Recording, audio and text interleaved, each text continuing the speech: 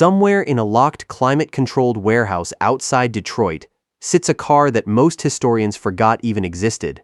Not a concept car, not a prototype that never left the factory. A real, road-legal, fully produced American station wagon that almost nobody alive today has ever seen in person. And once you learn what it could do, you'll understand exactly why it disappeared.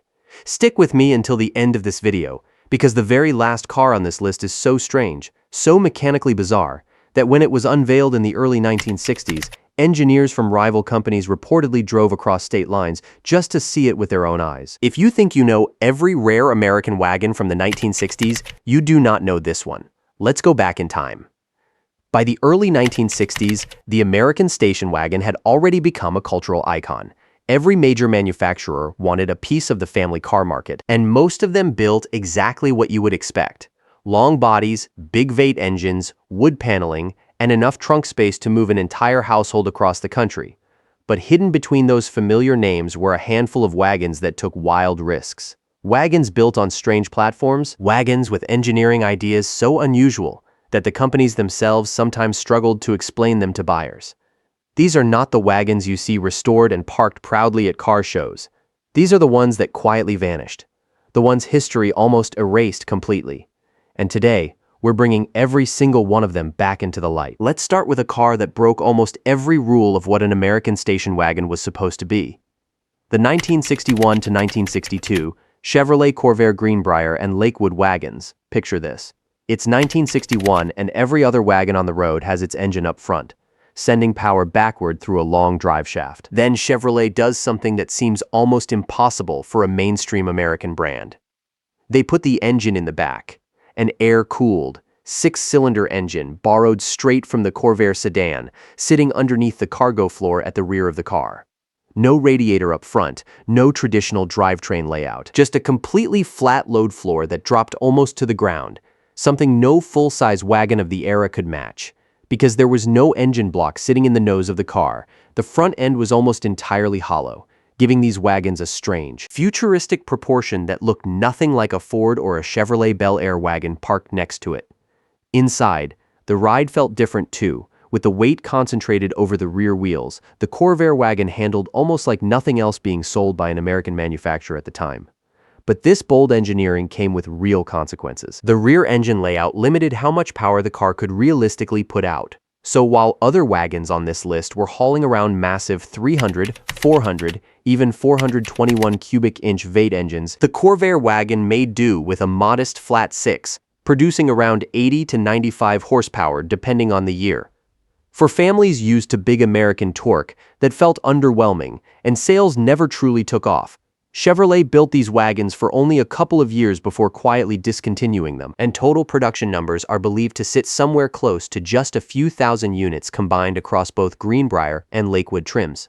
Today, finding one in original, unmolested condition is genuinely difficult, and well-preserved examples can trade anywhere from $15,000 to well over $30,000, depending on rarity of trim and originality of the drivetrain. It wasn't the fastest wagon of the 1960s, it wasn't the biggest, but it might be the most mechanically daring family car Detroit ever attempted to sell to ordinary people. Now here's where things get even stranger, because the next car on this list wasn't just rare. It came from a brand that barely existed long enough to be remembered at all. The 1958 to 1960 Edsel Villager wagon. If you know anything about American automotive history, you probably already know Edsel as one of the most infamous commercial failures Detroit ever produced. Ford poured enormous resources into launching this brand, convinced it would become a dominant player in the mid-range market. Instead, it became one of the biggest financial disasters in the industry's history. But before that collapse, Edsel actually built station wagons, and the Villager is arguably the strangest survivor of that entire experiment. Visually, it carried Edsel's unmistakable, and at the time, deeply controversial horse-collar vertical grille up front, a design choice so polarizing that it alone is often blamed for scaring away buyers. Behind that grille sat a genuinely competent family wagon with clean horizontal tail lamps, dual tone paint options, and a spacious cargo area comparable to anything Ford or Mercury was building in the same years. Under the hood, buyers could get a 361 cubic inch V8 in early models, offering more than adequate power for the era, later paired with different engine options as Ford desperately tried to keep the brand alive. But the damage to Edsel's reputation had already been done before the Villager even reached showrooms. Buyers stayed away in droves, dealers struggled to move inventory, and Ford ultimately pulled the plug on the entire Edsel brand by the end of 1960. Because of that collapse, total production of Villager wagons across all three model years is estimated at just a few thousand units, making surviving examples almost impossibly rare today. Most were scrapped decades ago simply because parts and support for an orphaned brand became impossible to find. A genuinely well-preserved Edsel Villager wagon today can fetch anywhere from $20,000 to over $40,000 at serious classic car auctions. Not because it was a great commercial success, but precisely because it wasn't, and that failure turned it into one of the rarest wagons in American history. If you thought that was unusual, wait until you hear about a wagon built by a company most people don't even associate with passenger cars at all. The Checker Marathon wagon. Most Americans know Checker Motors for exactly one thing: the boxy yellow taxicabs that dominated city streets for decades. What almost nobody remembers is that Checker also sold a civilian version of that same rugged platform directly to families, including a full station wagon variant under the Marathon nameplate. Built with the same heavy-duty body on frame construction used in their taxi fleets, this wagon was virtually unbreakable, designed to survive relentless daily abuse for hundreds of thousands of miles. That meant a simple, upright, almost utilitarian design, with a tall greenhouse for excellent visibility and a boxy cargo area that could swallow more luggage than most competitors twice its price. Buyers could option a Chevrolet-sourced inline-six or a small block V8. Chosen not for performance but for proven reliability fleet operators could depend on. Because Checker's business was built around taxi and fleet sales, the civilian Marathon wagon was always a tiny side note, and total production of the wagon variant is believed to be only in the low hundreds across its entire run. Very few families ever bought one new, and even fewer survived, since most Checkers were driven into the ground rather than preserved. Today, a genuine Checker Marathon wagon is one of the single hardest American vehicles to find at any classic car event, with verified original examples ranging from $18,000 for project cars to well past $35,000 for pristine survivors. It never tried to be elegant, and it never tried to be fast. It tried to be indestructible, and in doing so, it became one of the rarest wagons America ever produced. Now stay with me here, because this next one involves an engineering idea so unusual that Pontiac itself only used it for a couple of years before abandoning it completely. The 1961 to 1963 Pontiac Tempest Safari wagon. On the surface, this looks like a fairly conventional compact wagon from General Motors: clean lines, a modest footprint, and a tidy practical cargo area built for young families who didn't need a massive full-size land yacht. But underneath that ordinary-looking body was one of the strangest drivetrain layouts ever fitted to a mass-production American car. Something engineers at the time nicknamed the rope drive. Instead of a conventional rigid driveshaft connecting the engine at the front to the transmission and differential at the rear, Pontiac engineers used a thin, flexible, curved steel driveshaft, allowing the transmission to be mounted at the back of the car instead of directly behind the engine. This unusual layout improved weight distribution and interior floor space, giving the Tempest wagon a noticeably flatter, lower cabin floor than most of its rivals. Under the hood, buyers could choose a four-cylinder engine that was essentially half of Pontiac's larger V8, an unusual and somewhat rough-running configuration, or step up to a more conventional V8 option for smoother, more confident performance. But that rope drive transmission setup proved complicated and expensive to manufacture, and it never carried over into later Tempest generations, quietly disappearing from Pontiac's lineup after just a few short years. Because the design was so unusual and so short-lived, total wagon production during this specific rope drive era is believed to be a relatively small fraction of Pontiac's overall Tempest output, and genuine surviving examples with the original driveline intact are now extremely difficult to locate. A well-documented, mechanically correct example today can bring anywhere from $16,000 to close to $30,000, depending on condition and how much of the original unusual drivetrain remains. It looked like an ordinary compact family wagon. Underneath, it was one of the strangest transmission designs General Motors ever put into production. You might be thinking these obscure engineering experiments are as strange as this list gets. You would be wrong, because the next wagon comes from a brand almost nobody associates with family cars at all: the International Harvester Travelall. Most people know International Harvester for tractors and heavy construction equipment, not family station wagons. But throughout the 1960s, the company quietly built the Travelall, a full-size, boxy, steel-bodied hauler that functioned almost like an early ancestor of the modern SUV, blurring the line between a station wagon and a rugged work truck. Tall, upright, almost military in its proportions, with a massive flat rear cargo area and room for 8 or 9 passengers across 3 rows, this wasn't a wagon designed to impress at a country club. It was built to survive decades of farm work and rural mail routes where a delicate suburban wagon would have fallen apart within a year. Under the hood, buyers could option Harvester-built inline sixes or robust Vate engines, chosen for torque and durability over refinement. Because Harvester's core business remained agricultural equipment, the Travelall stayed a secondary product line, marketed mainly to rural buyers rather than suburban families. And total production remained a small fraction of what Ford or Chevrolet moved in the same years, because so many were used as genuine working vehicles. The vast majority were driven into the ground and scrapped decades ago. Surviving, well-preserved civilian examples are surprisingly hard to find, typically trading between $15,000 and $35,000 depending on drivetrain and condition. It didn't look like a station wagon, and it didn't behave like one either, but it hauled families across rural America for years. And today, it stands as one of the most overlooked wagons of the entire decade. And if you're still with me, this next one might be the most quietly elegant car on this list. A wagon almost nobody remembers came from Buick's smaller, aluminum-powered lineup, the 1961 to 1963 Buick Special Skylark wagon. While Buick's larger wagons leaned on massive iron block Vate engines, the compact Special Skylark line was built around one of the most fascinating engines of the early 1960s, an all-aluminum 215 cubic inch Vate, remarkably light for its size and surprisingly advanced for a mainstream family car. In wagon form, that lightweight engine gave the Special Skylark a noticeably different character than the heavier full-size wagons dominating American roads, with quicker, more nimble handling that most family haulers simply didn't offer. Visually, it stayed clean and understated, with crisp, compact proportions and just enough Skylark badging to signal it was the sportier version of Buick's smaller lineup. But manufacturing that aluminum engine block proved expensive and complicated compared to conventional cast iron units, and Buick eventually phased it out in favor of simpler, cheaper engines.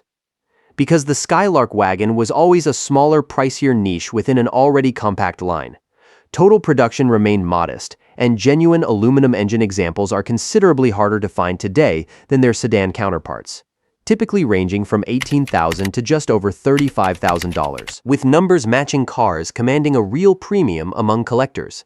It was smaller, lighter, and quicker than almost every other wagon on this list, proof that Buick could build something genuinely different when it wanted to. Now here's a car that almost single-handedly represents the fall of one of America's oldest and most respected automakers, the 1963 to 1964 Studebaker Daytona Wagonaire. Studebaker was one of the oldest names in American manufacturing, but by the early 1960s, the company was fighting for survival, watching sales collapse while trying to compete against Detroit's Big Three with a fraction of their resources. The Daytona trim represented Studebaker's attempt to add a sportier, more upscale identity to its already unusual Wagonaire platform, complete with the same sliding rear roof panel that opened the cargo area for tall items, paired with sportier trim details and bucket seating options.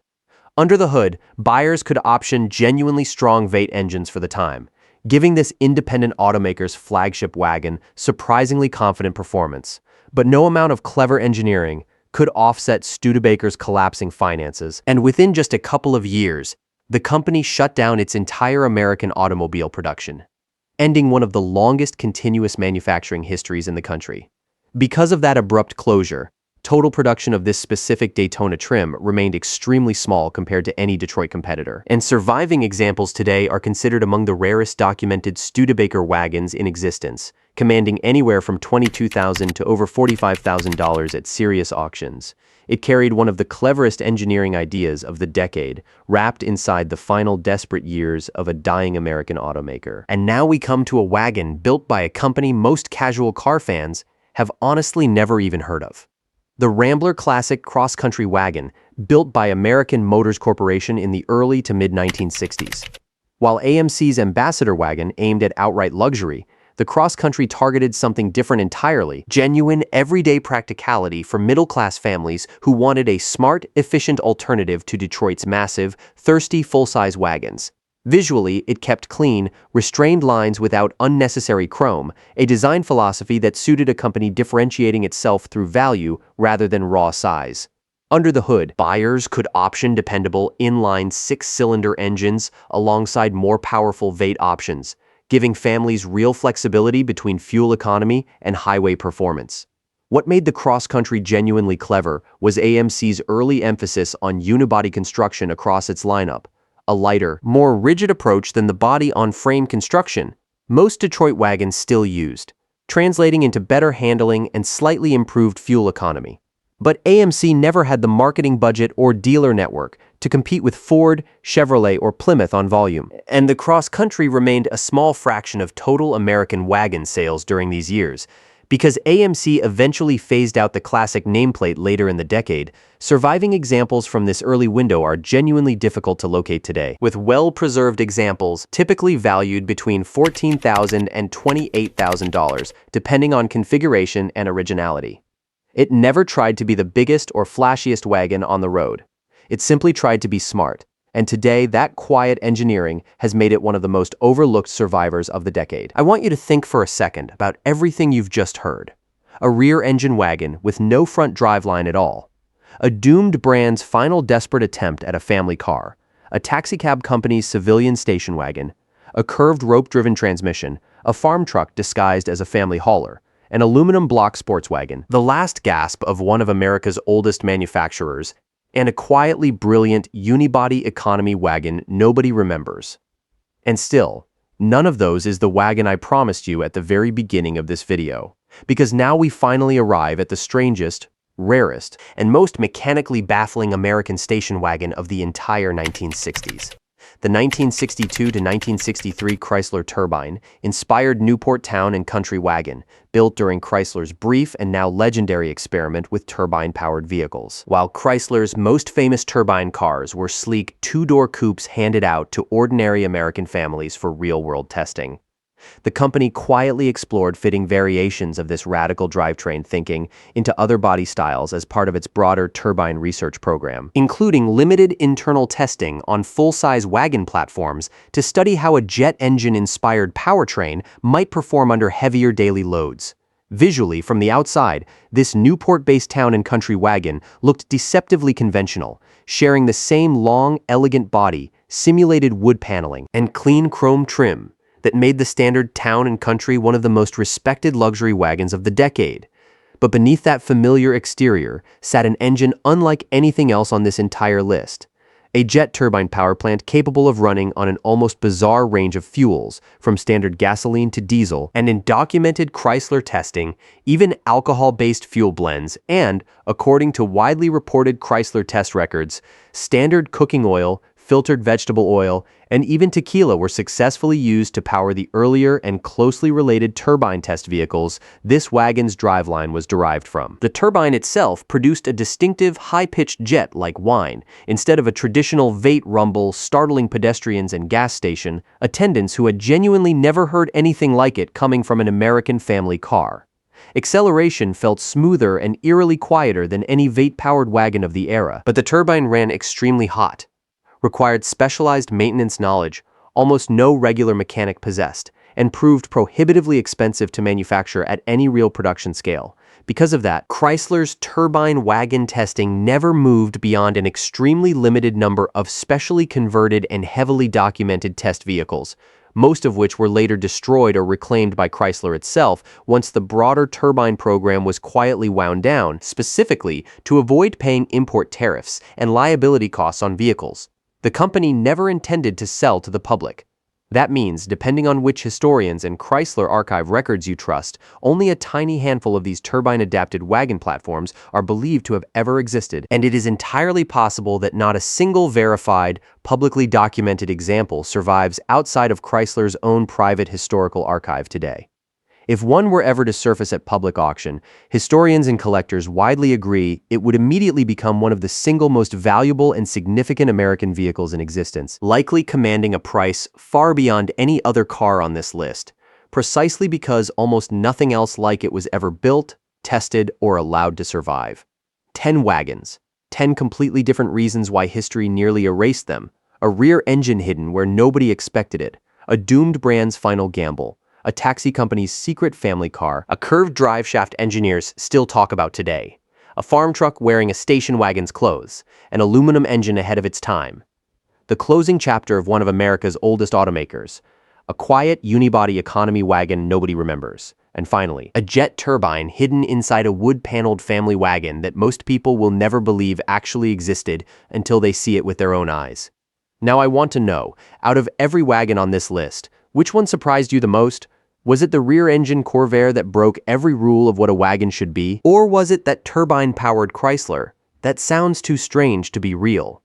Drop your answer in the comments right now, because I read every single one, and if this kind of forgotten automotive history fascinates you as much as it fascinates me, make sure you're subscribed, because next time we're going even deeper into the cars Detroit built and desperately tried to make everyone forget. I'll see you in the next video.